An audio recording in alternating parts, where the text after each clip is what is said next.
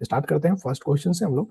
पहले like and subscribe कीजिएगा, अगर नए हैं तो कोशिश कीजिए सब्सक्राइब करने का और अपने दोस्तों के पास में शेयर करने के। अच्छे अच्छे क्वेश्चन है और मोस्ट ऑफ द टॉपिक जो है इन टेस्ट सीरीज के अंदर में हम लोग कंसीडर कर लेंगे हर चैप्टर से। तो फर्स्ट क्वेश्चन हमारे पास में है, two stars each of mass capital M and radius R approaching each other for a head on collision. They starts approaching each other when their distance, the separation is small r greater than the capital R. If their speed at this separation are negligible, the speed with they collide each other, मतलब दोनों एक दूसरे से कब collide करेंगे। जो भी जैसे ऐप के अंदर में ये वीडियो जा रही है तो जो भी जो है बच्चे हैं वो कमेंट करेंगे, आवाजें नहीं करेंगे, ऐसे मैंने इधर से म्यूट कर रखा है। तो हमारे पास में दो स्टार्स है, एक स्टार यहाँ पे है और another star is here. Both have the same radius and both are the separated with the distance of the r. Okay, initial velocity is considered to be zero because it is given the very negligible. When both are the collide to each others, that means both have some velocity v. With the help of that, they are the collide, and separation between their distance is the 2r. Their center is the 2r. Now, how to be the solve that questions? Before starting of the that solving the questions, we can solve the that question in the two ways. First कि हम लोग इसको force के तरीके से भी solve कर सकते हैं, सेकंड एनर्जी कंजर्वेशन के तरीके से भी सॉल्व कर सकते हैं। अक्सर क्वेश्चन को एनर्जी कंजर्वेशन से करते हैं तो जल्दी भी होता है और आसान होता है। This is the initial condition. Let suppose करो कि ये इनिशियल कंडीशन है, तो इनिशियल में एनर्जी कितना होगा इसके पास में, तो minus G capital M small m by में आर। ये इनिशियल कंडीशन के अंदर में इसके पास में क्या हो गया कि एनर्जी हो गया, that is called minus G M square by में स्मॉल आर हो जाएगा। और फाइनली जब ये दोनों एक दूसरे को अप्रोच किया, कोलाइड किया, तो फाइनल कंडीशन में क्या हो जाएगा, दोनों के बीच का डिस्टेंस तो माइनस जी कैपिटल एम का स्क्वायर बाई में 2r डिस्टेंस पे। बट जब दोनों के दोनों इसके पास में दोनों के पास में क्या होगा, एक काइनेटिक एनर्जी होगा 1/2 mv स्क्वायर, इसका भी 1/2 mv स्क्वायर, इसका भी, तो 2 times of the kinetic energy भी होगा यहाँ पे फाइनल एनर्जी के अंदर में। तो 1/2 mv स्क्वायर इनटू में 2, यहाँ से हमारे पास में क्या मिलता है, फाइनल एनर्जी जो मिलता है दोनों अप्रोच करता है तो वो G M square plus M V square. अब हम जानते हैं लॉ ऑफ कंजर्वेशन कि जब भी बाहरी कोई भी फोर्स एक्सटर्नल फोर्स नहीं लगता है तो initial energy of the system must be equal to final energy of the system. Initial energy क्या है हमारे पास में, minus G capital M square by में small R, and the final energy क्या है हमारे पास में, जी एम स्क्वायर बाई में 2r प्लस में एम वी स्क्वायर। मजा आएगा भाई, क्यों नहीं मजा आएगा। इन क्वेश्चनों को देखो, तुम्हें करना क्या है, इन क्वेश्चन को नहीं भी आता ना क्वेश्चन, क्या तुमने पूरे सिलेबस याद भी नहीं किया ना, फिर भी इन क्वेश्चनों को सॉल्व करवा रहा हूँ, तो देखो इनको क्वेश्चनों को कॉपी में अच्छे से करने की कोशिश करो। ऑल थिंग्स जो हो जाएंगे, जितने भी तुम्हें डाउट है सारे यहाँ पे क्या हो जाएंगे, क्लियर भी हो जाएंगे और सारे टॉपिक तुम्हारे यहाँ पे कंसीडर हो जाएंगे। प्लस वी स्क्वायर, हमें तो वेलोसिटी चाहिए था तो हम लोग क्या करेंगे, इसको इस साइड ले जाएंगे, तो क्या हो जाएगा, जी कैपिटल एम को ऐसे ही रहने देते हैं कॉमन, यहाँ पे हो जाएगा 1/2r और माइनस 1/r, और मैं इसको क्या करता हूँ अंडर रूट कर दूंगा, तो हमारे पास में क्या हो जाएगा, वेलोसिटी आ जाएगा। तो यहाँ से हम लोग velocity is equal to G M 1/2r minus 1/r, means B option इसका क्या होना चाहिए था, राइट होना चाहिए था। नेक्स्ट क्वेश्चन है कि a block of mass m is kept on a platform with start from the rest. Start from the rest means initial velocity is 0 with a constant acceleration g/2 upward as shown in the figure. Work done by the normal reaction on block in the time T. तो हमें क्या बोलता है, देखो मेरे पास time दिन में नहीं रहता, आज ही बस छुट्टी था इसलिए मैंने ये क्लासेस लिया है ऐप के अंदर में, ठीक है, और साथ में मैंने इसके ऊपर डाल भी दिया, यूट्यूब पे भी डालने की कोशिश कर रहा हूँ। जब भी कोई ऑब्जेक्ट जो होता है ना, अगर किसी सरफेस पे रखा रहता है तो ऊपर क्या लगता है, नॉर्मल फोर्स लगता है और नीचे mg लगता है। बट ये क्या कर रहा है कि नॉर्मल फोर्स तो लग रहा है, mg लग रहा है, लेकिन एक्सलरेशन जो है g/2 दिया हुआ है। एक्सलरेशन g/2 दिया हुआ, इसका मतलब सूडो फोर्स जो लगेगा वो डाउनवर्ड डायरेक्शन में लगेगा, तो सूडो फोर्स हो जाएगा mg/2। तो हमसे अगर कोई पूछे कि नॉर्मल फोर्स कितना होगा, तो नॉर्मल फोर्स हम लोग बोलेंगे mg plus mg/2, that means the 3mg/2। ये हमारा सूडो फोर्स, नॉर्मल फोर्स जो इस ऑब्जेक्ट के ऊपर में लग रहा होगा वो हो गया। अब अपने को नॉर्मल फोर्स निकल गया, तो अपने को क्या चाहिए, अब अपने को चाहिए किसी तरीके से वर्क डन निकालना है। तो वर्क इज इक्वल टू क्या लिखते हैं, नॉर्मल फोर्स इनटू में मतलब क्रॉस डिस्प्लेसमेंट। तो डिस्प्लेसमेंट कितना होगा इसका, यहां से यहां तक डिस्प्लेसमेंट कितना होगा, तो डी होगा। स्टार्ट फ्रॉम द रेस्ट है तो इनिशियल वेलोसिटी 0 है, तो S is equal to U T plus half at, ये स्क्वायर लगाओ ना, जैसे ही लगाओगे ये तो 0 हो जाएगा, तो हमारे पास में डी इज इक्वल टू क्या आ जाएगा, 1/2 g/2, because acceleration is the given g/2 into में T square, that means the g T square by में 4। मैं यहाँ पे पुट करता हूँ ना, नॉर्मल फोर्स कितना हो जाएगा, 3/2 mg और इंटू में जी टी स्क्वायर बाई में 4। जब यहाँ से मैं कैलकुलेट करूंगा तो 3/8 जी स्क्वायर इंटू में टी स्क्वायर हो जाएगा। तो यहाँ तक अपने को समझ में आ गया है कि option number A is the right answer. ठीक है ना। हाँ, वीडियो के अंदर में ये आपका ऐप में वीडियो मेरा दिखेगा, बट ऐसे नहीं दिखेगा नॉर्मल रिकॉर्डिंग में। ठीक है ना, कोई दिक्कत नहीं। आइए, अब नेक्स्ट क्वेश्चन हमारे पास में है, third number question. A large number of the water drop each of radius small r combined to have a drop of the radius capital R. ठीक है ना। If the surface tension is T and the mechanical equivalent at the heat is J, then the rise in the temperature will be। मतलब क्या बोल रहा है कि बहुत सारे छोटे छोटे ड्रॉप्स थे हमारे पास में। There are the very tiny drops which have the radius r। सबके रेडियस कितने थे? स्मॉल r थे। It will be the convert into the capital R radius. तो अपने को एक चीज तो पता है कि जब ये कन्वर्ट होंगे तो n नंबर ऑफ द, मान के चल लो कि n number of the small drops होंगे, तो इसके वॉल्यूम कितने होंगे? तो 4/n इंटू 4/3 r का क्यूब इज इक्वल टू, मैं सीधा लिख देता हूँ 4/3 r का क्यूब। अब यहां से तुम कैंसिल आउट करोगे तो हमारे पास में n की जो वैल्यू होगी कैपिटल R बाई में स्मॉल r का क्यूब होगा। ये आ गया कि नहीं आ गया? यहाँ पे जब आ गया ये कैपिटल R बाई में स्मॉल r का क्यूब, तो ये हमने सॉल्व कर लिया। अब मेरे को करना क्या है इस क्वेश्चन को सॉल्व करने के लिए? तो इस क्वेश्चन को अब हमें सॉल्व करना है ना, तो सबसे पहले हमें क्या करना पड़ेगा कि हमें सरफेस टेंशन पता होना चाहिए, बिकॉज सरफेस टेंशन के कारण कुछ एनर्जी जो होता है वो स्टोर होता है। तो अगर मेरे से पूछे कि work done by the surface tension, तो मेरे को याद है 4 पाई इंटू में सरफेस टेंशन टी, और स्मॉल वाले पहले रेडियस का N into R square minus R square हो जाएगा। ठीक है, यहाँ पे मैं पुट करने वाला हूँ 4 पाई इंटू टी, और इधर मैं पुट करने वाला हूँ एन के जगह पे आर का क्यूब बाई में स्मॉल आर का cube into R square into में आर स्क्वायर। यहाँ से तुम देखोगे तो ये कैंसिल आउट हो जाएगा और हमारे पास में मिलेगा 4 पाई टी इंटू में आर का क्यूब बाई में small R minus R square. अपने को दिख रहा है आर स्क्वायर कॉमन, तो मैं यहाँ पे 4 पाई आर स्क्वायर कॉमन लेता हूँ और टी भी रखता हूँ, तो हमारे पास में इधर बच जाएगा R by small R minus 1। ये तो हमारे पास में work done by the surface tension जो आया वो मिला। मतलब कि ये क्या था, छोटे छोटे जो टाइनी ड्रॉप्स थे वो कन्वर्ट हुए किसके अंदर में, बिगर ड्रॉप्स में। तो इसके अंदर में जो एनर्जी का जो वर्क डन होगा वो हमने हमारे पास में आया। अब हम लोग जानते हैं कि थर्मोडायनेमिक्स पढ़ा होगा, पढ़ाया था मैंने, तो उसके अंदर में हमने बताया था कि अगर कोई हीट जो होता है ना, वो the M S delta T होता है। किसी भी मतलब कि मॉलिक्यूल्स के अंदर में अगर हीट एनर्जी देते हैं, टेम्परेचर इंक्रीज होता है, तो उसके कारण जो उसके अंदर में जो हीट ऑब्जर्व होता है वो एम एस डेल्टा टी होता है। ठीक है, तो यहाँ पे हम लोग क्या लगाएंगे? M S. अब मास तो पता नहीं है लेकिन स्फेरिकल है और ये बड़े वाले में बदल गया है, तो इसका वॉल्यूम ले लेते हैं। तो 4/3 pi capital R Q into में डेंसिटी ले लेते हैं। डेंसिटी ऑफ वाटर वन ही होता है, डेंसिटी इंटू डेल्टा टी कर लेते हैं। अब मैंने ये भी बताया था कि डेंसिटी ऑफ वाटर जो होता है वन होता है सीजीएस यूनिट में, एस भी वन ही होता है। तो अपने को ये दोनों क्वांटिटी तो वन हो जाएगा। अब अपने को ये वाले चीजों को अब कन्वर्ट करना है किसी तरीके से, किसके अंदर में? 4/3 पाई आर क्यू, इसको वन ले लेना दोनों का, तो डेल्टा टी क्यू उधर लिख दिया है मैंने।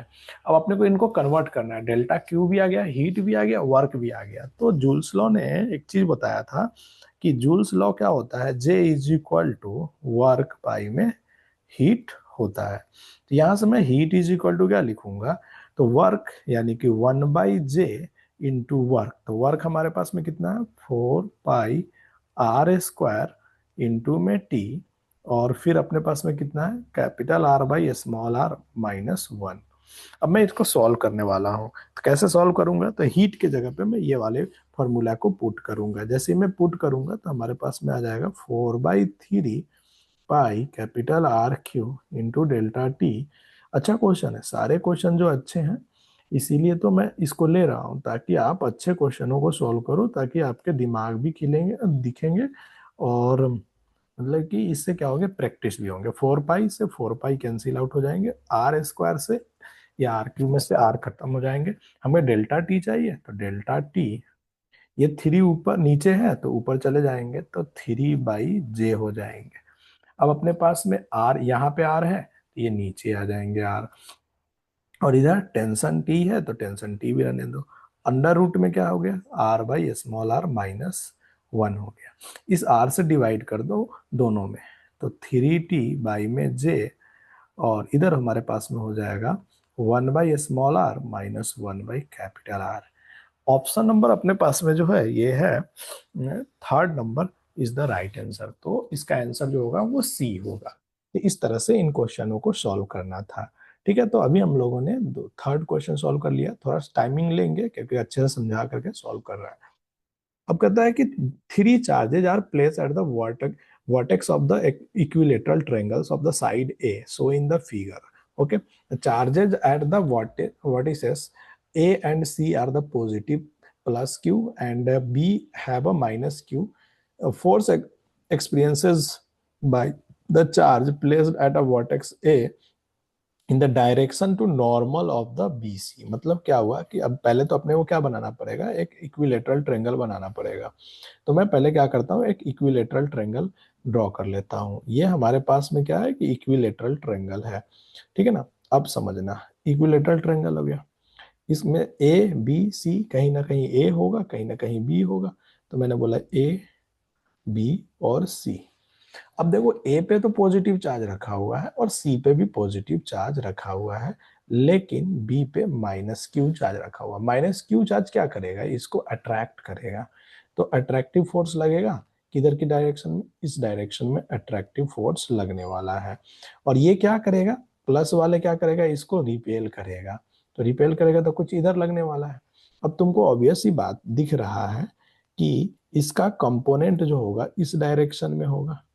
इस वाले का फोर्स बी के कारण ए पे, और ये फोर्स ए के कारण, सॉरी सी के कारण ए पे। तो इन दोनों का जो होगा कंपोनेंट इधर होगा, एक कंपोनेंट इधर होगा, एक कंपोनेंट इधर होगा। ये वाले कैंसिल आउट होने वाले हैं, बिकॉज दोनों का चार्ज का जो नेचर है, दोनों की जो मैग्नीट्यूड है वो सेम है, इसलिए ये कैंसिल आउट हो जाएगा। तो BC के परपेंडिकुलर इसके नॉर्मल डायरेक्शन में फोर्स कितने होंगे, तो ऊपर वाले भी कैंसिल आउट हो जा रहे हैं, नीचे वाले भी कैंसिल आउट हो जा रहे हैं। तो नेट फोर्स नॉर्मल डायरेक्शन में कितने हो रहे हैं, 0। तो डायरेक्टली इसका 0 हो जाएगा। कॉमन सेंस से भी ये कर सकते थे। ठीक है, तो आइए नेक्स्ट क्वेश्चन हम लोग लेते हैं।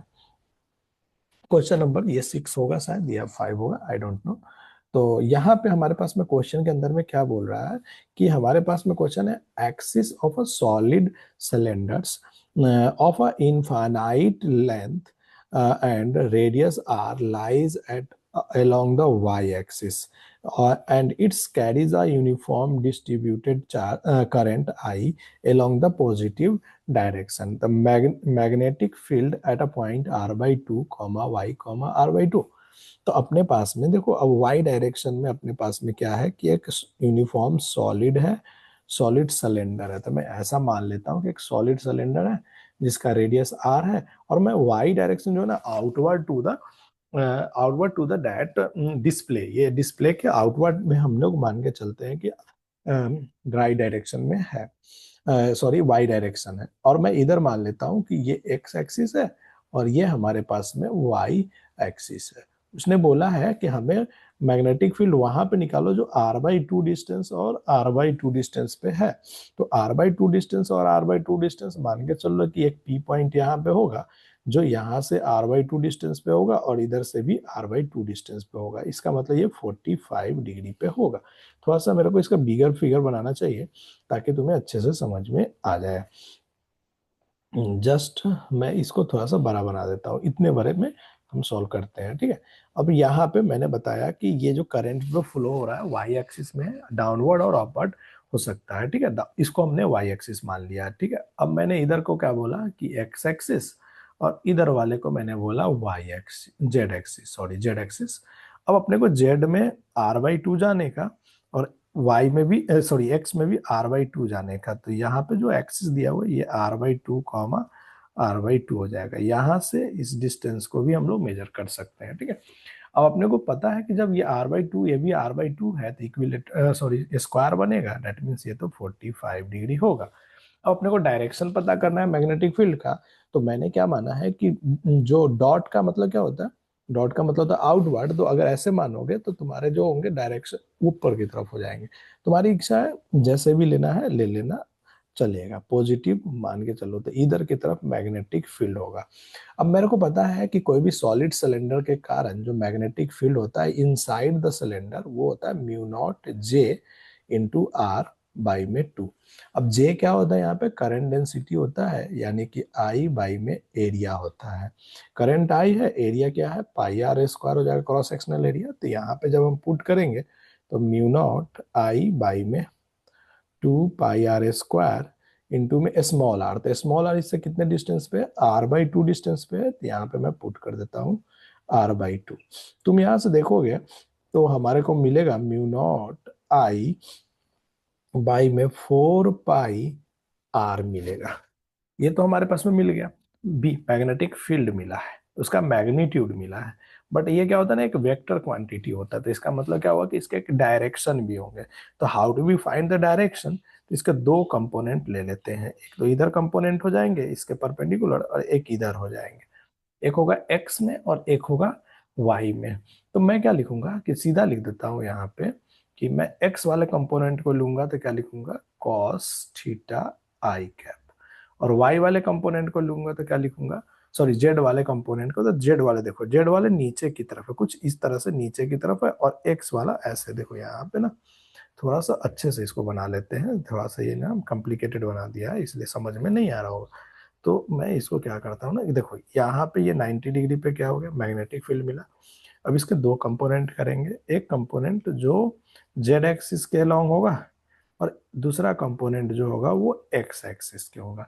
तो एक अगर ये एंगल कितना होगा 45 डिग्री होगा, तो ये क्या होगा 90 - 45 यानी कि 45 ही हो जाएगा। तो ये साइन थीटा वाले ले लेंगे या कॉस थीटा वाले ले लेंगे, तो एक माइनस में आएगा क्योंकि नीचे की तरफ है, तो negative direction of the Y Z axis. तो यहाँ पे क्या हो जाएगा कि कॉस साइन थीटा के कैप।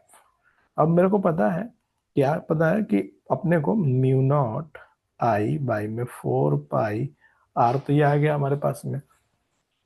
ओके, कहीं पे दिक्कत तो नहीं आया। ये वाला डिस्टेंस चेक करना है, ये डिस्टेंस कितना होगा, तो r² r√2 होगा, ठीक है ना। तो यहाँ पे हम लोग पुट कर देते हैं r, यानी कि 4√2, यहाँ पे √2 हमारा छूट जा रहा है तो √2 लिख दिए। अब यहाँ पे cos 45 डिग्री डालेंगे तो 1/√2 आई कैप माइनस 1/√2 जे कैप, ठीक है ना। तो यहां से आ जाएगा म्यू नॉट आई बाई में 8 पाई r, और इधर हो जाएगा आई कैप माइनस जे कैप।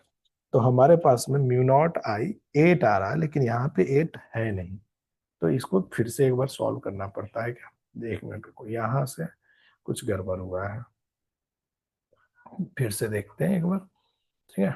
ये कैलकुलेशन में कहीं पे हो गया है, तो इसी को देखते हैं। ये बीच में जो लाया ना मैंने r/√2, ये डिस्टेंस निकालना था अपने को r कैप। रुको एक minute, distance from the origin, तो देखो डिस्टेंस फ्रॉम द ओरिजिन क्या हो जाएगा, r/√2 हो जाएगा।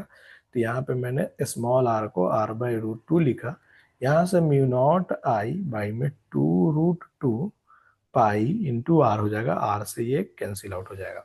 अब इसमें हम लोग क्या लगाने वाले हैं, कॉस थीटा आई कैप। क्यों लगाने वाले हैं, क्योंकि एक आई के डायरेक्शन में पॉजिटिव आई में होगा, एक नेगेटिव आई में होगा, तो माइनस साइन थीटा के कैप। यहाँ से हमारे पास में क्या मिल जाएगा, म्यू नॉट आई, अब थीटा कितना हमारे पास में, ये एंगल कितना होगा 45, तो ये भी 45 हो जाएगा।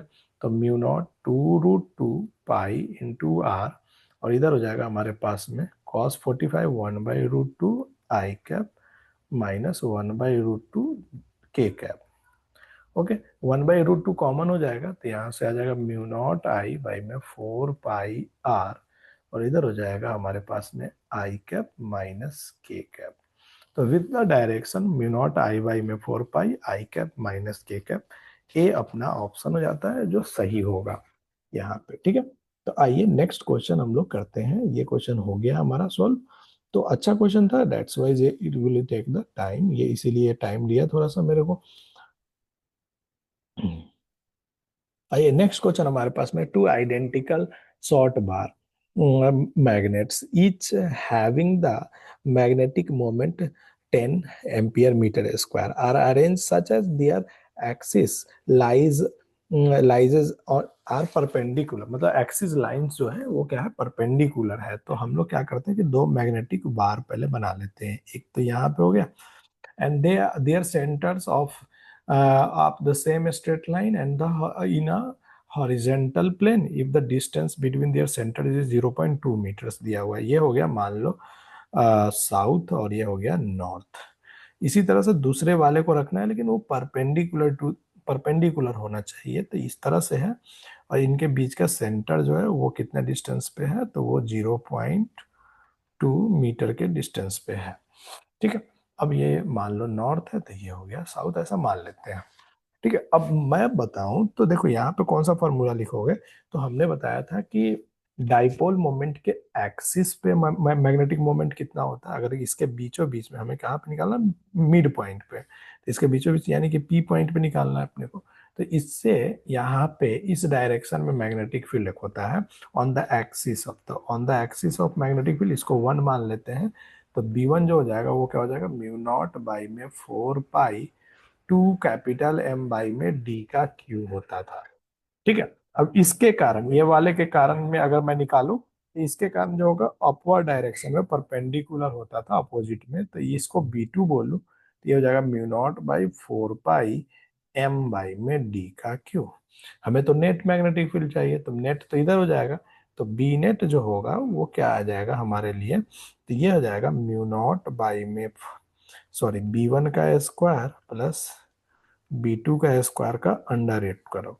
जैसे ही करोगे तो यहाँ से हमारे पास में क्या हो जाएगा, mu naught by 4 pi M by में D का होल स्क्वायर जो होगा, ये कॉमन ले लेना दोनों में से, तो यहाँ पे 2 बच जाएगा, तो 2 का स्क्वायर कितना हो जाएगा 4, और यहाँ पे 1, तो ये हो जाएगा 1। तो यहाँ से हमारे पास में कॉमन ले कर करके और इसका भी अंडर रूट करो, ताकि ये बाहर निकल कर करके क्या बचेगा, mu naught by 4 pi M by D, और इधर बचेगा अंडर रूट 5।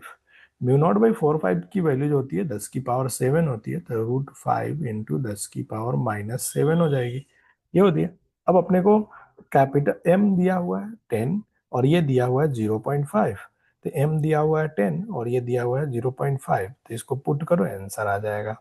तो ये हो जाएगा 10 बाई में 0.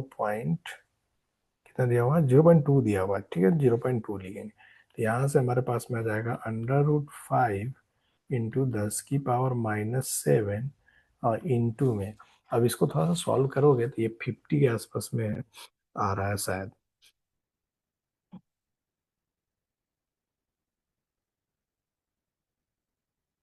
अच्छा, ये डिस्टेंस 0.2 जो था ना, ये डिस्टेंस है टोटल सेंटर टू सेंटर, तो यहाँ पे 0.1 हो जाएगा, ठीक है, 100 आ जाएगा, तो 10 की पावर 100 हो गया, तो अंडर रूट 5 इंटू 10 की पावर -5 आ रहा है।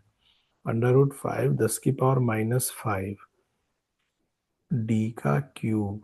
ओके, डी का क्यूब था, तो इधर से निकलेगा ये, तो डी का क्यूब यानी कि 0.5, यानी कि यहाँ पे 0.1 का क्यूब हो जाएगा, तो क्यूब हो जाएगा तो 1 0 2 0 3 0 आएंगे, 10 की पावर -3 आ रहा है। ऑप्शन नंबर डी है, बस यहाँ पर डी का क्यूब था ना, इसलिए मैंने यहाँ पर डी का क्यूब छूट गया था, यानी कि डी जो है अपने पास में 0.1 है, उसका क्यूब करेंगे तो 3 डिजिट ऐसे ही घट जाएगा। तो इस क्वेश्चन को भी हम लोगों ने सॉल्व कर लिया है। नेक्स्ट क्वेश्चन हमारे पास में, two boy are standing at the ends A and B of the ground. Ground के दो एंड्स होंगे, वहां पे ये बैठे हुए हैं, एक तो मान लो ए पॉइंट है और ये हमारे पास में बी पॉइंट है, यहाँ पे बैठे हुए हैं। ए बी जो डिस्टेंस है वो डिस्टेंस दिया हुआ है हमारे लिए, ए दिया हुआ है। The boy at A B start running in the direction perpendicular to the A B. इसका मतलब इधर की तरफ ये डायरेक्टेड क्या कर रहा है, मूव कर रहा है V1 वेलोसिटी से।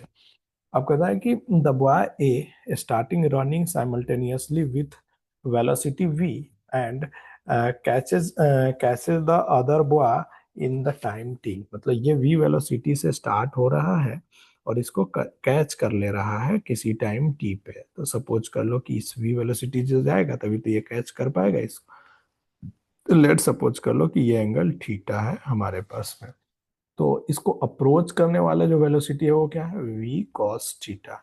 और इसको जो पैरेलली जो चलने वाली वेलोसिटी है वो कौन है, v sin थीटा। तो हमें एक चीज तो दिख रहा है कि ये वाला और ये वाले जो परपेंडिकुलर होंगे वो वाले जो वेलोसिटी है उसकी तो रिलेटिव जीरो होना चाहिए, तभी जाकर के ये अप्रोच करेंगे। यानी कि ये वेलोसिटी और ये वेलोसिटी सेम हो जाएंगे तभी तो ये अप्रोच करेंगे। तो मैं क्या बोलूंगा, वेलोसिटी ऑफ ए बी जो होगा वो वाई एक्सिस के लॉन्ग, इसको वाई एक्सिस बोलते हैं, तो वाई एक्सिस के लॉन्ग क्या होना चाहिए, जीरो होना चाहिए।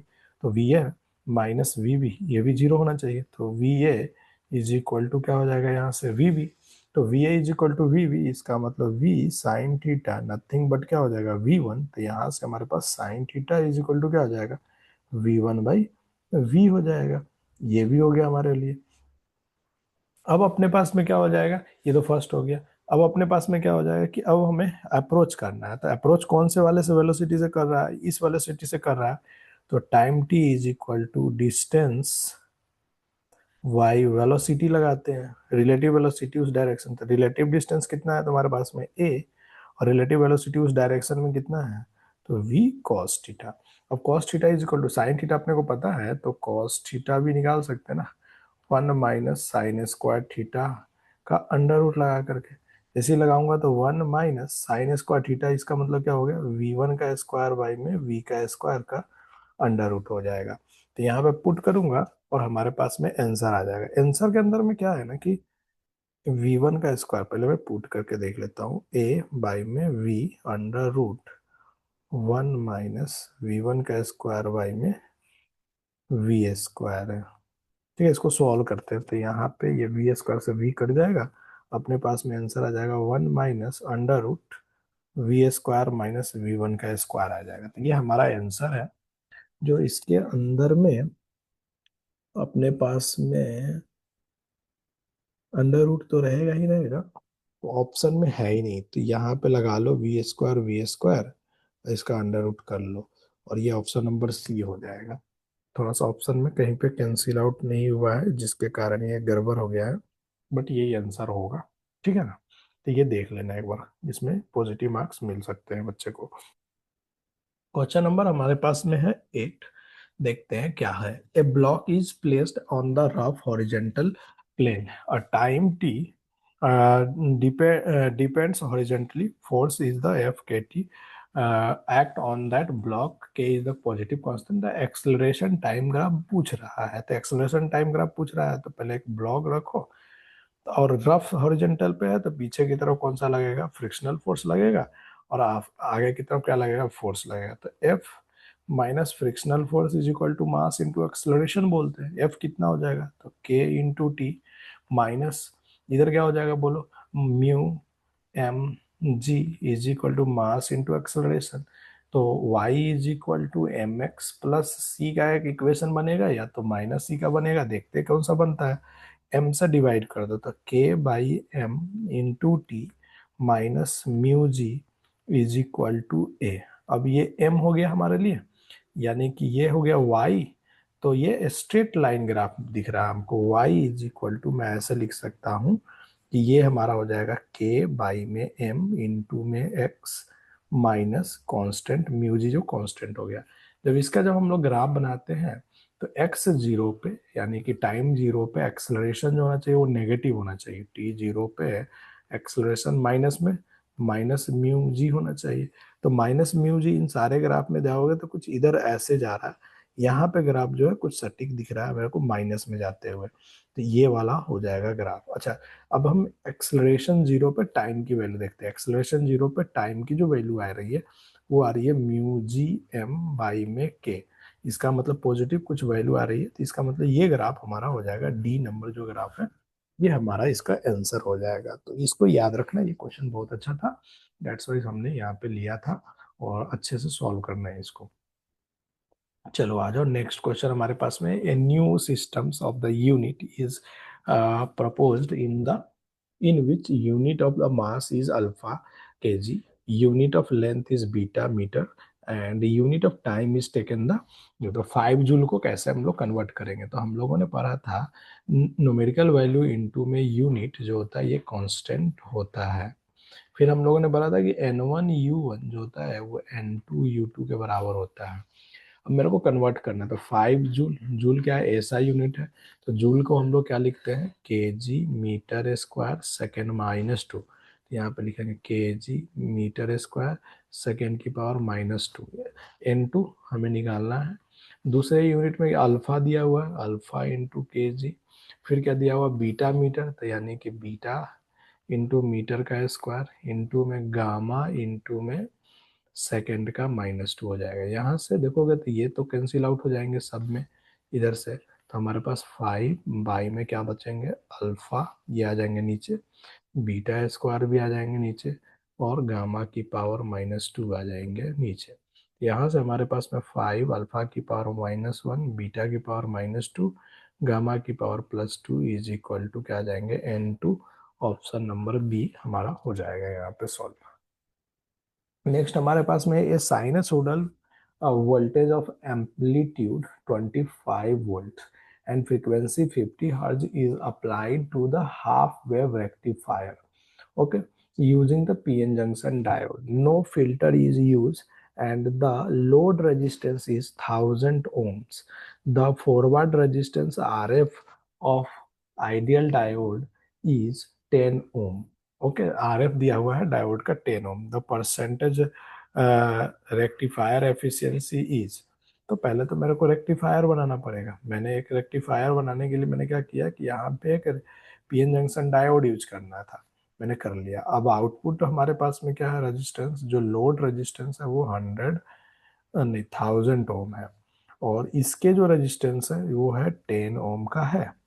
अब यहाँ पे हमने कितने साइनसोइडल 25 वोल्ट को हमने यहाँ पे यूज किया है, ये हो गया हमारे पास में। अब अपने को इस रेक्टिफायर का कुछ मीनिंग होता है जो हमें निकालना पड़ेगा, तब जा कर करके ये सॉल्व होगा। तो हमें क्या करना है, मीन वैल्यू, करंट मीन क्या हो जाएगा, तो वोल्टेज मीन बाई में रेजिस्टेंस लोड का प्लस में रेक्टिफायर का। यहाँ से जब तुम सॉल्व करोगे तो 25 बाई में 1010 आ जाएगा। ये हमारे पास में आ गया। लगभग लगभग इसकी वैल्यू जो होगी, देखो 25 तो इधर हो जाएगा, 10 से घटेगा तो 24 पॉइंट समथिंग समथिंग आएगा, 24 पॉइंट इतना मिली एम्पियर आना चाहिए था, ठीक है, ये हो जाएगा। अब अपने को क्या करना है कि current in DC, DC current कैसे निकालते हैं, तो आई मीन बाई में पाई लगा करके जब इसको करेंगे तो 24/7.75 इंटू में 3.14, 7 से कट जाएगा ये, 7.87 के आसपास में इसकी वैल्यू भी आ जाएगा। अब ये हमारे पास में आ गया, तो अपने को अब क्या होता है कि एक आरएमएस वैल्यू भी निकालना होता है। बोलोगे क्यों आरएमएस निकालना पड़ रहा है, तो आई मीन बाई में 2, डेट मीन्स ये हो जाएगा हमारे पास में 12.37 मिली एम्पियर। अब क्यों ऐसा निकाल रहे हैं, क्योंकि हम लोग जानते हैं एफिशिएंसी जो होता है, एक मिनट, एफिशिएंसी जो होता है, यहाँ पे मैं लिख रहा हूँ, एफिशिएंसी जो होता है वो होता है पावर डीसी बाई में पावर एसी इंटू में 100 होता है। कितने पावर डीसी दिया है, कितने पावर एसी दिया है। अब अपने को पावर डीसी निकालना है, तो पावर डीसी क्या हो जाएगा, तो I square D C into में आर ऑफ द, किसका बोलो, I square D C into R of the load, load पे ही तो डीसी चलेगा। और इधर क्या हो जाएगा, आई स्क्वायर ए सी का स्क्वायर इंटू में आर लोड प्लस में आर ऑफ द रेक्टिफायर, क्या कि रेक्टिफायर इनपुट में पावर जो दे रहा है वो रेक्टिफायर भी साथ में काम कर रहा है। अब इनकी वैल्यू पुट करेंगे, आंसर आ जाएगा। आईडीसी कितना है हमारे पास में, 7.87 मल्टीप्लाई 7.87 इंटू में लोड रेजिस्टेंस है 1000, तो यहाँ पे 1000 नीचे लिखेंगे।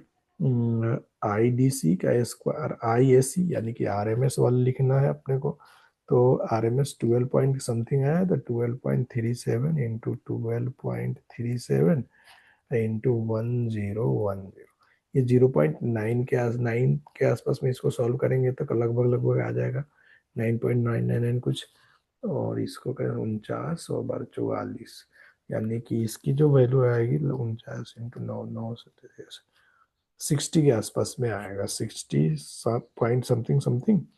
अब बाई में नीचे 1244, यानी कि 150 मान के चल लो समथिंग समथिंग। इसकी जो वैल्यू जब सॉल्व करेंगे तो ये लगभग लगभग 15×4 = 60, यानी कि 40% के आसपास में हमारे पास में ऑप्शन होगा। तो दैट मीन्स इसका आंसर हो जाएगा 40। Now photons of the energy 4.2 electrons strike on the metal surface A। थोड़ा सा उसमें बैटरी डिस्चार्ज होने के कारण मेरे को बंद करना, लैपटॉप बंद हो गया था। तो यहाँ पे हमारे पास में जो है एक मेटल ए है जिसके ऊपर में 4.25 इलेक्ट्रॉन वोल्ट का फोटोन गिर रहा है। अब अपने को पता है कि किसी भी फोटोन पे जब भी गिरता है किसी भी मेटल के ऊपर में, तो हम लोगों ने पढ़ा था कि वर्क फंक्शन जो होता है, ये जो होता है mu mu naught plus kinetic energy के इक्वल होता है। This is called the work function. Okay, तो हम लोग क्या बोलेंगे कि energy E minus of work function of the A is equal to kinetic energy maximum, that is the A का kinetic energy maximum। और इस क्वेश्चन के अंदर में kinetic energy maximum दिया हुआ है T है। तो हम लोग क्या करेंगे, 4.25 minus work function of A is equal to T A लिख देंगे। इसी तरह से बी मेटल के लिए लिखना है तो 4.70 minus work function of B is equal to T V हो जाएगा। दोनों को अब देखो, T V is equal to T A minus two, 1.50 लिखा हुआ है। तो हम लोग क्या करते हैं, पहले दोनों को सब्ट्रैक्ट कर लेते हैं। जब मैं इन दोनों को सब्ट्रैक्ट करूंगा तो हमारे पास में -5 इधर से हो जाएगा तुम्हारा 0.445, -0.45, माइनस माइनस ये तो प्लस हो जाएगा और ये माइनस हो जाएगा। तो यहाँ पे मिलेगा मेरे को plus work function of B minus work function of A is equal to T A minus T V. जब इसको सॉल्व कर रहे हैं तो work function of B minus work function of A is equal to T A minus T V. तो T A minus T V is equal to हम लोग 1.5 और प्लस 0.45 इधर से जाएगा तो ये हो जाएगा 1.95, जो होगा ये work function of B minus work function of A हो जाएगा। अब मेरे को डी ब्रॉगली वेवलेंथ भी दिया हुआ है तो इससे एक रिलेशन निकालना पड़ेगा। तो हम लोग लेमडा इज इक्वल टू पढ़े हैं flank constant, sorry H by में, सीधा लिख देता हूँ ना, एच बाई में √2 times of M mass into में के। इसका मतलब लेमडा ए बाई में लेमडा बी अगर हमसे पूछे तो मैं क्या लिखूंगा, K A K B kinetic energy of B by में काइनेटिक एनर्जी ऑफ ए का √। इसकी वैल्यू दिया हुआ है 1/2। तो मैं 1/2 इज का स्क्वायर इज इक्वल टू लिखूंगा के बी बाई में के ए लिखूंगा, के बी बाई में के ए लिखूंगा। के बी क्या है हमारे पास में, टी ए है, और के बी क्या, टी ए है, सॉरी। तो यहाँ पे 1/4 इज इक्वल टू हम लोग क्या लिखेंगे, टी बी बाई में काइनेटिक एनर्जी को टी बी से डिनोट किया गया है, टी बी बाई में टी ए लिख दूंगा। अब अपने को टी ए चाहिए तो मैं क्या करता हूँ, ये वाला formula T B is equal to T A minus 1.50 use करता हूँ। अब देखो टी बी बाई में टी ए दिया हुआ है, इसका मतलब टी ए निकाल लेते हैं। तो टी ए जो है 4 टाइम्स ऑफ टी वी हो जाएगा। तो यहाँ पे T V is equal to 4 times of T V, इसको टी ए में बदल लो ताकि टी ए भी दिया हुआ है तो डायरेक्टली हम देखते हैं कहीं सॉल्व हो जाए। तो यहाँ पे हम लोग क्या यूज करेंगे, टी ए। तो T A is equal to क्या लिखेंगे, T V is equal to क्या लिखेंगे, T V is equal to T A by में 4। तो यहाँ से हो जाएगा टी ए बाई में 4 minus T A is equal to -1.5। तो यहाँ से हो जाएगा 3 -3 टी ए बाई में 4 इज इक्वल टू 1.5। इससे इसको काटोगे ये माइनस माइनस प्लस हो जाएगा तो ये आ जाएगा 0.5। इसका मतलब टी ए जो हो जाएगा वो हो जाएगा 2 इलेक्ट्रॉन वोल्ट। डायरेक्टली ऐसे सॉल्व कर सकते थे। तो यहाँ से हमारे पास में ये आ जाएगा T A is equal to 2 electron volt. More than one option नहीं है, इसलिए एक ही होगा, इसलिए हमने एक ही सॉल्व किया है। ऐसे ही इसकी यूज ही नहीं करना था अपने को, बट फिर भी चलो कर लिया मैंने। चलो नेक्स्ट क्वेश्चन हमारे पास में, given the graph between PV by T and P, 1 gram of the oxygen gas at a two different temperature T1 and T2 as shown in the figure. Given the density of oxygen is equal to इतना, the value of PV by T at the point A and the relation between T1 and T2 बताना है। तो हम लोग कैसे solve करेंगे इसको? देखो हमने पढ़ा था एट अ पॉइंट ए के लिए PV is equal to NRT लगा देंगे, क्या कि आइडियल बिहेवियर शो कर रहा है वहां पे। तो पीवी बाई में T is equal to N into R होता है। नंबर ऑफ मोल्स तो 1 ग्राम अपॉन में 32 इंटू आर की वैल्यू 3.14 के आसपास में होता है।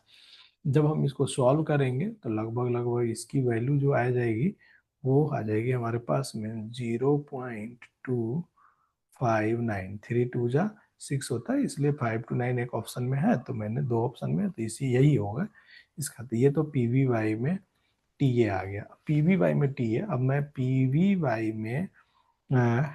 पीवी वाई में आर टी को हम लोग बोलते हैं कंप्रेसिबिलिटी फैक्टर। कंप्रेसिबिलिटी फैक्टर का मतलब क्या होता है? नीचे वाला जो ग्राफ है ना, जिसकी ज्यादा टेम्परेचर होगी उसकी कंप्रेसिबिलिटी फैक्टर कम होगी। तो यहाँ पे T1 जो होगा वो ज्यादा होगा, क्योंकि इसकी कंप्रेसिबिलिटी फैक्टर जो है बहुत ही कम है एज कम्पेयर टू T2। तो यहाँ से T1 जो होगा वो ग्रेटर देन क्या हो जाएगा? T2 हो जाएगा। T1 is greater than T2। तो option number C is the right answer हो जाएगा। फिर से मेरा खत्म हो गया है चार्जिंग, तो मैं एक बार देखता हूँ, तब तक इस क्वेश्चन को सॉल्व करना है। An observer moves towards a stationary source of sound with a speed 1/5 of the speed of the sound. Okay, जैसे कि एक है स्टेशनरी सोर्स है, तो यहाँ पे मैं बना लेता हूँ स्टेशनरी सोर्स। यहाँ से साउंड जो है v वेलोसिटी से निकल रहा है। एक ऑब्जर्वर जो है इधर से आ रहा है, वो v/5 वेलोसिटी से आ रहा है। तो क्या बोलता है कि the lambda and the frequency respectively, हमें जो ऑब्जर्वर को होगा द एपरेंट फ्रीक्वेंसी जो है वो बताना है एंड वेवलेंथ बताना है रिकॉर्ड बाय द ऑब्जर्वर। तो देखो एपरेंट फ्रीक्वेंसी जो होगा रिकॉर्ड करेगा वो क्या होता है? इनिशियल फ्रीक्वेंसी जो है इसका प्रोड्यूस इनटू में इसका रिस्पेक्टिवली चलता है। तो वेलोसिटी v, इसको अगर पॉजिटिव मानते हैं तो माइनस में क्या हो जाएगा? v बाई में 5 बाई में original speed of the source, तो v। यहाँ से तुम निकालोगे तो v इधर हो जाएगा 5 प्लस हो जाएगा, तो यानी कि 6 v बाई में 5 यहाँ से कैंसिल आउट हो जाएगा, और 1.2 एफ जो है हमारे पास में जो होगा ऑब्जर्व एपरेंट फ्रीक्वेंसी जो होगा वो दिखेगा। और देखो यहाँ पे जो है ना, सोर्स इज द स्टेशनरी। अगर सोर्स जो है वो स्टेशनरी है तो वेवलेंथ में कोई फर्क नहीं पड़ेगा, तो वेवलेंथ तो लेमडा ही रह जाएगा। तो ऑप्शन नंबर हमारे पास में सी हो जाएगा। ये हम लोग क्लास 11th का है ये हमारे पास में टॉपिक, ठीक है। नेक्स्ट हम लोग डॉपलर इफेक्ट हम लोग जो पढ़ते हैं वहां से ये। नेक्स्ट हमारे पास में जो क्वेश्चन है, the figure shown a system of two concentric sphere of radius. यार ये चार्ज में क्यों नहीं लग रहा है? तो इसी समय में जब भी कुछ करो उसी समय इनको प्रॉब्लम आ जाता है, कभी लाइट की प्रॉब्लम, कभी चार्ज की प्रॉब्लम। ठीक है। The figure show a system of the two concentric radius R1 and R2 are kept at the temperature T1 and T2 respectively. The radial rate of flow of the heat in the substance between the two concentric sphere is। तो इसको solve करेंगे हम लोग। तो देखो पहले हमें ना इस क्वेश्चन को सॉल्व करने से पहले, देखो ये कंसेंट्रिक है तो हमें पहले आर पे जा कर करके, स्मॉल आर पे जा कर करके एक डी आर का थिकनेस देखना पड़ेगा। तो मैंने यहाँ पे डी आर का थिकनेस देख लिया। अब अपने को एक चीज पता है कि जब भी किसी भी द क्या था, टू कंसेटिव proportional to the radial rate of flow of heat, the D Q by D T चाहिए अपने को। तो एक फार्मूला पढ़ा था के A into T final minus T initial by में डी आर पढ़ा था, ठीक है ना, तो इसी को हम लोग यूज करेंगे, ठीक है ना। तो डी आर थिकनेस का लिया है। अब देखो इस वाले में अगर टी होगा तो इस वाले में क्या होगा, T minus D T temperature होगा। ओके, तो इस वाले को यूज कर, अरे यार, हो जा भाई चार्ज तो।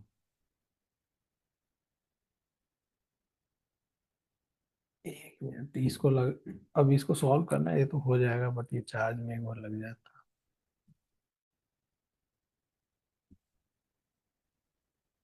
ओके, ठीक है देखते हैं।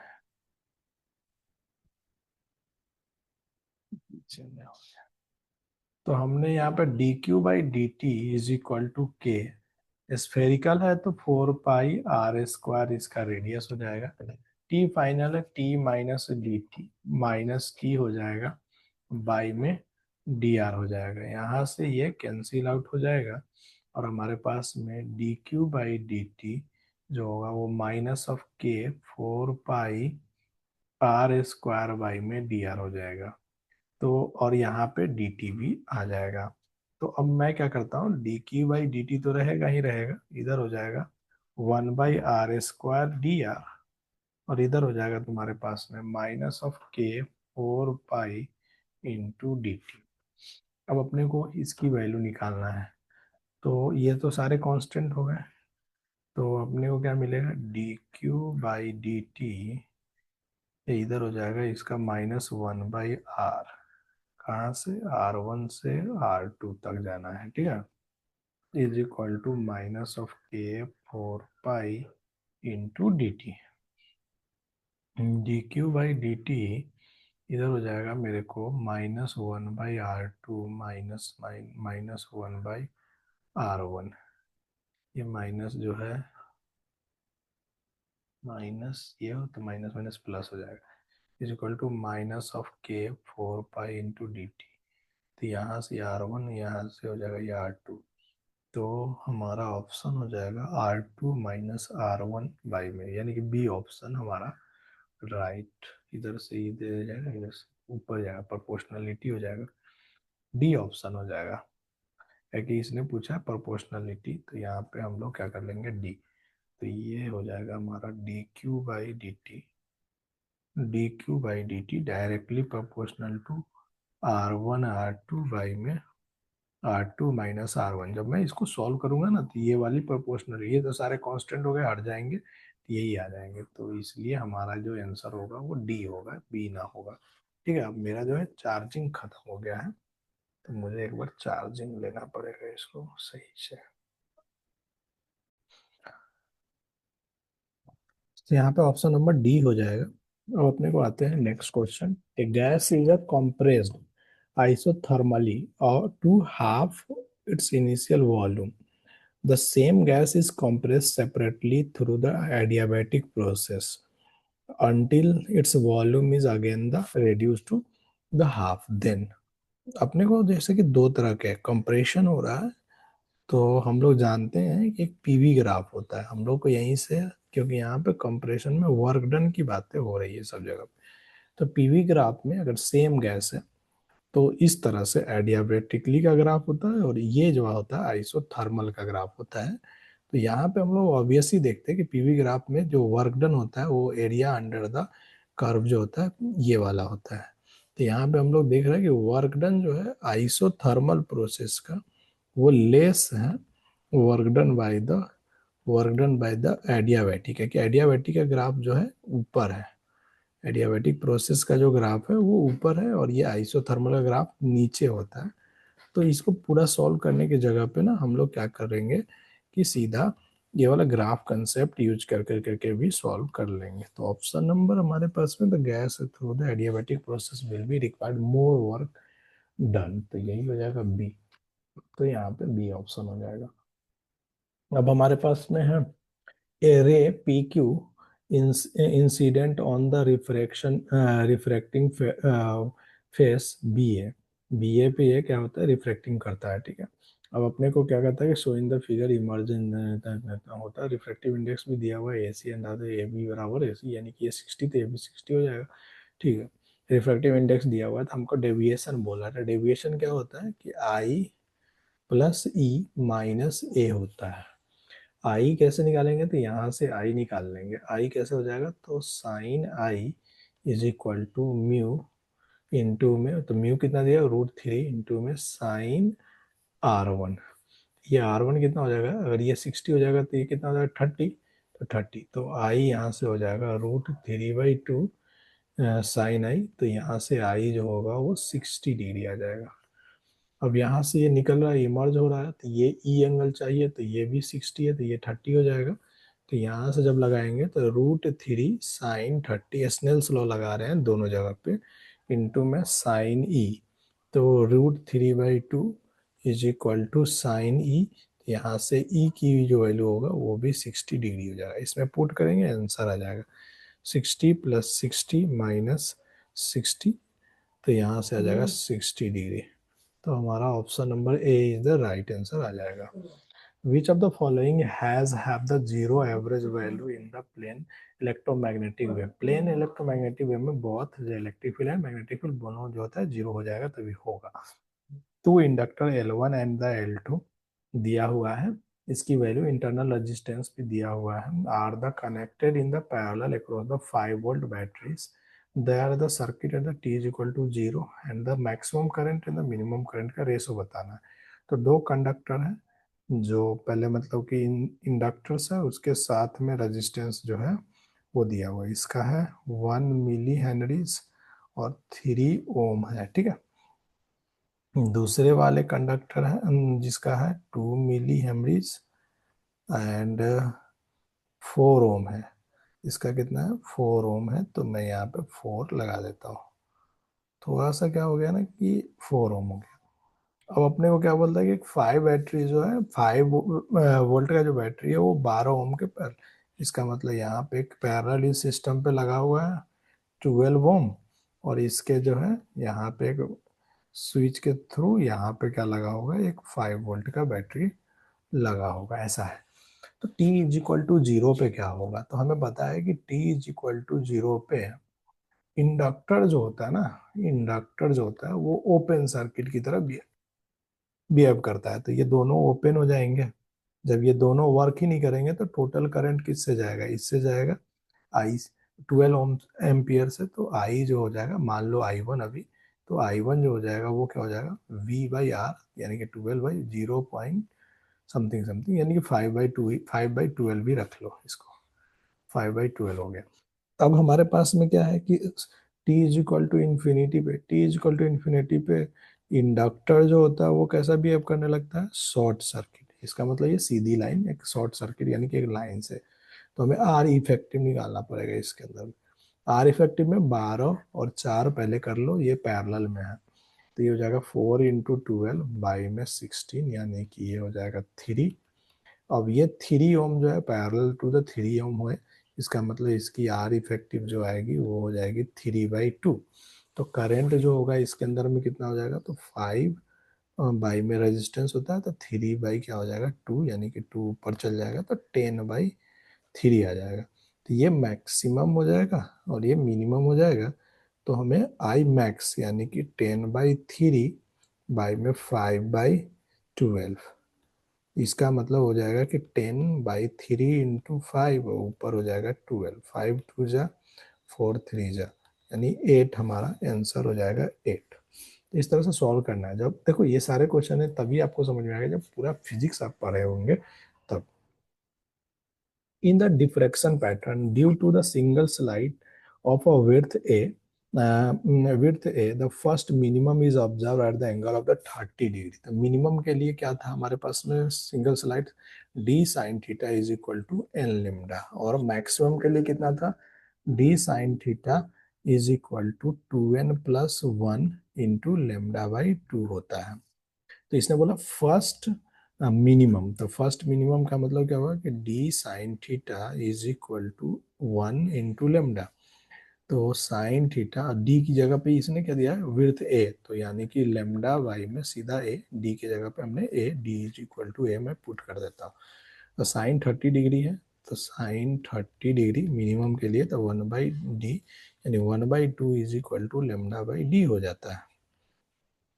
अब हमारे को इधर निकालने का, तो साइन थीटा डैश मान लो इसको, इज इक्वल टू क्या हो जाएगा, 2n+1 लेमडा बाई 2d हो जाएगा। n की वैल्यू 1 पुट करो, क्या कि फर्स्ट क्या कि सेकेंड बोला है, सेकेंडरी फर्स्ट सेकेंडरी यानी कि यही है, तो यानी कि 2 और 2 इंटू, तो यानी कि 3, n की वैल्यू 1 मतलब 3/2 इंटू लेमडा बाई में डी, लेमडा बाई डी की वैल्यू 1/2 है, तो 3/4 is equal to sine theta dash.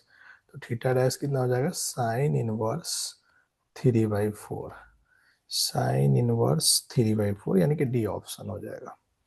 ठीक है, नेक्स्ट हमारे पास में क्वेश्चन के अंदर में, अब हमारे पास में जो ऑप्शन है नहीं है, न्यूमेरिकल टाइप का क्वेश्चन है यहाँ पे। तो figure so used to potentiometers, ठीक है ना, for the comparison of the two series resistances, the balance point with the standard resistance R is equal to 10 ओम पे निकाला है, एट द इतना है इतना।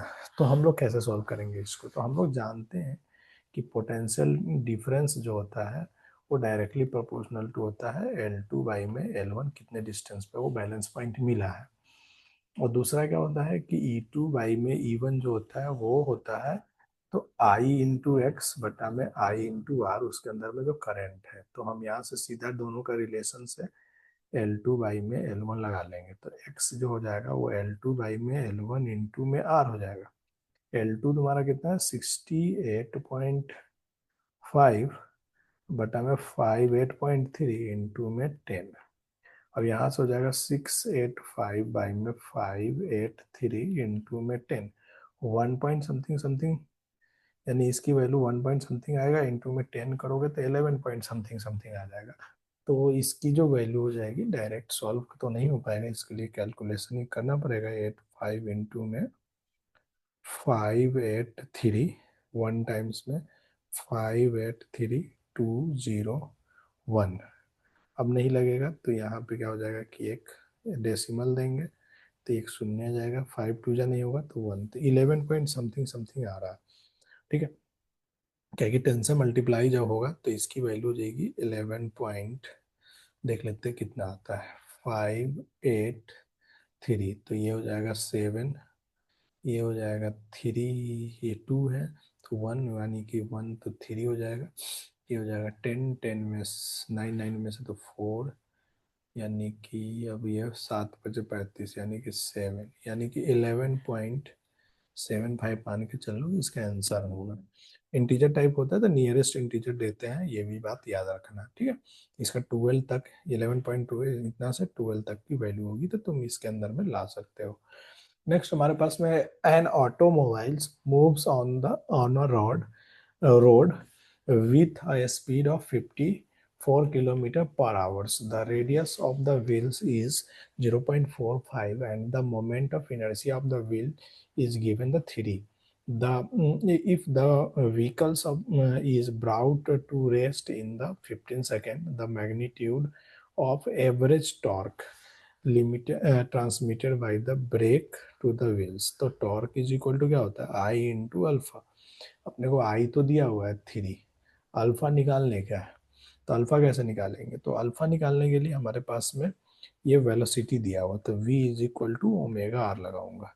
v 54 है तो पहले मैं इसको कन्वर्ट कर लेता हूँ 5/18 से, तो ये हो जाएगा, यानी कि हमारे पास में 10 is equal to omega R आ जाएगा। आर की वैल्यू 0.4 है तो 10 बाई में 0.45 is equal to omega initial आ गया, फाइनली रोकना है तो ओमेगा फाइनल 0 हो जाएगा, तो omega final is equal to omega initial plus में, अब ब्रेक लगा रहा है तो माइनस अल्फा इंटू थीटा, तो minus omega initial is equal to alpha into theta, minus minus plus हो जाएगा, तो ओमेगा इनिशियल बाई में टी टाइम जो होगा वो अल्फा हो जाएगा। तो यहाँ पे मैं पुट कर देता हूँ ओमेगा इनिशियल बाई में टाइम 3 इंटू में 100 बाई में 0.45 इंटू में 15, यानी इसकी वैल्यू हो जाएगी तुम्हारा 15 या 45, यानी ओमेगा इनिशियल 10/45, यानी कि यहाँ पे 100 आ जाएगा,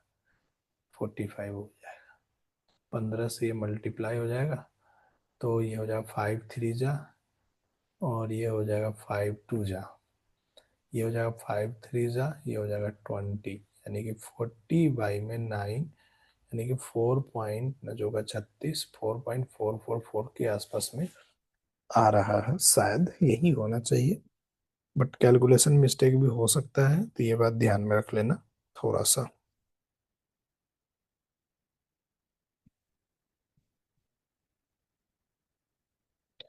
ऑप्शन भी नहीं है अपने पास में।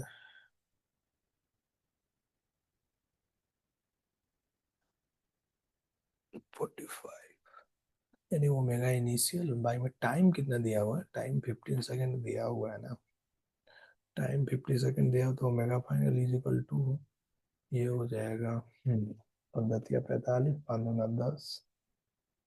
ठीक, चलिए आइए नेक्स्ट करते हैं। A coil of the effective area is the given. A is equal to area is given the 4 meter square. Is the place at a right angle or to a magnetic induction B. Right angle पे रखा हुआ, theta 90 degree, EMF is इतना, तो flux is equal to हम लोग पढ़े हैं, sorry EMF is equal to D 5 I में डी टी पढ़े हैं। इसने बोला कि 20 डिग्री रेड्यूस हो जाता है फील्ड, ठीक है। तो डी 5/dt का मतलब क्या हुआ कि B A final minus B initial into A by में टाइम टी। टाइम दिया हुआ था, टाइम लिख देंगे एवरेज वैल्यू के लिए, तो इसकी वैल्यू दिया हुआ है 0.32। टाइम कितना दिया हुआ है, तो टाइम दिया हुआ अपने पास में 0.5, तो इधर मल्टीप्लाई कर दो, एरिया कॉमन ले लो, तो B final minus 0.2% of the 20% का मतलब ये हो जाएगा। यहाँ से हमारे पास में बी की जो वैल्यू हो जाएगी ये कैलकुलेट करेंगे, एरिया जो है 4 है, तो 0.32 इंटू 0.5 बाई में 4, और ये 0.8 हो जाएगा, 8 चौका 32, 4 4 से 4 कट जाएगा, तो 0.05 वेबर मीटर स्क्वायर आ रहा है। ये हमारा आंसर हो जाएगा, ठीक है। नेक्स्ट हमारे पास में जो क्वेश्चन है, a disc of the radius R 10 centimetre oscillated with physical pendulum with the, इसको जो है R/2 पे डाला गया, तो ऐसे बना लो पहले, ठीक है। तो ये डिस्क है, रेडियस आर का ये डिस्क है, और इसके R/4 डिस्टेंस पे जो है ये जो है हमारे पास में रखा गया।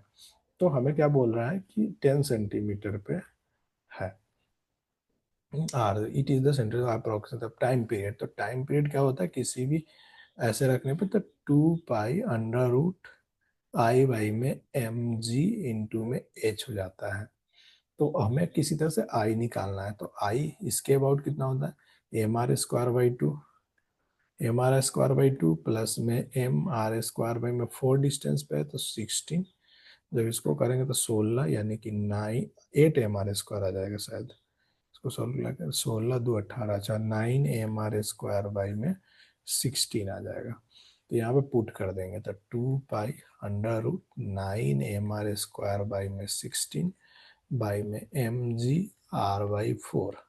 यहाँ से ये आर से आर कट जाएगा, एम से एम कट जाएगा, 4 से ये 4 में कट जाएगा, तो यहाँ पे हमारे पास में आ जाएगा 9/4 इंटू R/जी का अंडर रूट, तो इसको हम लोग 3/4, और आर की वैल्यू 10 सेंटीमीटर, तो 10/100 करो और इंटू में 10 करो, यहाँ से आ जाएगा 3/40, लगभग लगभग इसकी वैल्यू 3/40 का मतलब होता है, सॉल्व करोगे इंटू में 2 पाई भी है, तो 3/40 इंटू में 2 पाई।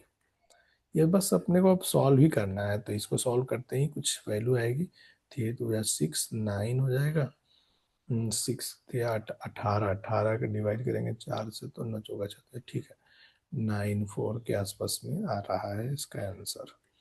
तो सिंपल है, बस हमें तो बस इसमें फार्मूला देखना था कि कौन सा फार्मूला लगाओगे। यहाँ पे wavelength of the Balmer series of the hydrogen spectrum दिया हुआ है 61, तो इसको निकालना है। तो हम लोग जानते हैं लेमडा 1/लेमडा जो होता है वो होता है R/Z² इंटू में 1/लोअर का स्क्वायर माइनस 1/हायर का स्क्वायर, यही तो लिखते थे। यहाँ पे फॉर्मूला लगाएंगे 1/λ1 is equal to R, Z तो 1 हो जाएगा हाइड्रोजन के लिए, और इधर हो जाएगा हमारे पास में 1/2 का स्क्वायर माइनस 1/3 3 का स्क्वायर। तो यहाँ से हमारे पास में आ जाएगा r 9 - 5/36। ये 1/λ1 आया है। इसी तरह से 1/λ2 निकालोगे तो कितना हो जाएगा r, इधर हो जाएगा 1/2 का स्क्वायर -1/4 का स्क्वायर। जब इसको सॉल्व करोगे तो r 1/4 -1/16, डेट मीन द 16, यानी कि r 12/64 इज इक्वल टू 1/λ2। तो यहाँ से हम लोग दोनों का जब डिवाइड करेंगे तो 1/λ2 जो होगा, ये तो कट जाएगा, कैंसिल आउट हो जाएगा, ये डिवाइड हो रहा है, ये नीचे जाए, ये वाली ऊपर जाएगी, तो 5 × 64 बटा में 12 × 30, नहीं 5 ऊपर ही रहेगा, 64 12 × 36। ठीक है, अब इसको सॉल्व कर लेंगे अपने को। जैसे इसके सॉल्व इनटू में λ1 कर लो तो λ2 यहाँ से आ जाएगा। λ2 की वैल्यू जो है लगभग कितना आ जाएगा, 5 है, 32, तो 6, ये हो जाएगा 16, ये हो जाएगा 13, 9, ये हो जाएगा 18 दूनी 36, ये हो जाएगा 8 दूनी 16, 4 दूनी 8, ये हो जाएगा 9 दूनी 18, यानी कि 20/27 इंटू में 660। जब इसको सॉल्व करोगे तो लगभग ये 27 है, तो 9, 9 से काटो, इसको 3 से काटो, 9 3 27, 2 2 0, यानी कि हो जाएगा 440/9, 9 चौका 36, 9 5 45, तो 4 के आसपास में, 488.9 के आसपास में आएगा इसका आंसर। खत्म हो गया हमारा, all questions are the done. But इसमें हमें बहुत टाइम लग गया था बिकॉज ऑफ द, हमने थोड़ा समझाने की कोशिश किया था इसलिए।